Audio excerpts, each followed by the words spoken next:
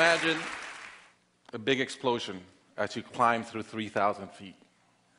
Imagine a plane full of smoke. Imagine an engine going clack, clack, clack, clack, clack, clack, clack. Sounds scary. Well, I had a unique seat that day. I was sitting in 1D. I was the only one who could talk to the flight attendants. So I looked at them right away, and they said, no problem. We probably hit some birds. The pilot had already turned the plane around, and we weren't that far. You could see Manhattan. 2 minutes later, 3 things happened at the same time. The pilot lines up the plane with the Hudson River. It's usually not the route. He turns off the engines. Now imagine being on a plane with no sound. And then he says 3 words, as unemotional 3 words as I've ever heard. He says, brace for impact. I didn't have to talk to the flight attendant anymore.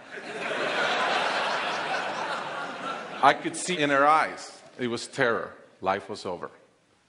And I want to share with you 3 things I learned about myself that day. I learned that it all changes in an instant. We have this bucket list. We have these things we want to do in life. And I thought about all the people I wanted to reach out that I didn't. All the fences I wanted to mend.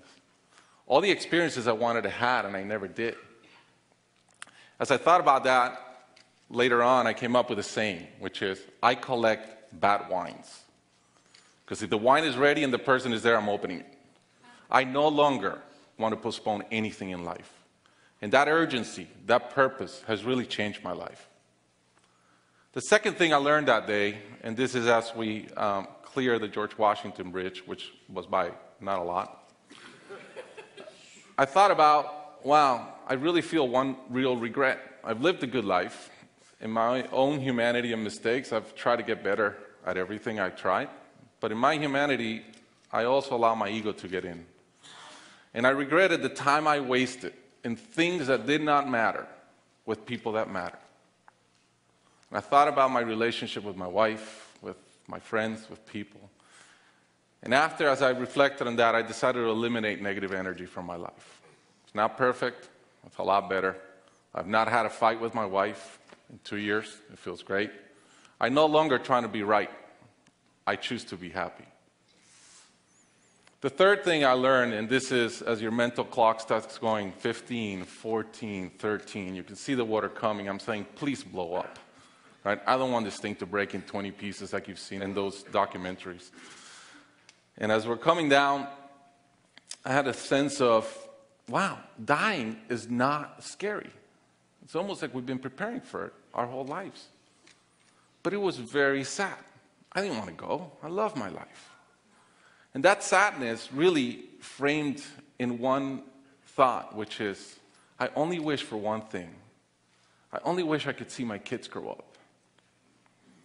About a month later, I was in a performance by my daughter, first grader, not much artistic talent, yet. And I'm bawling, I'm crying like a little kid. And it made all the sense in the world to me. I realized at that point, by connecting those 2 dots, that the only thing that matters in my life is being a great dad. Above all, the only goal I have in life is to be a good dad. I was given the gift of a miracle of not dying that day. I was given another gift, which was to be able to see into the future and come back and live differently. I challenge you guys that are flying today. Imagine the same thing happens on your plane, and please don't. But imagine, and how would you change? What would you get done that you're waiting to get done because you think you'll be here forever? How would you change your relationships and the negative energy in them? And more than anything, are you being the best parent you can? Thank you.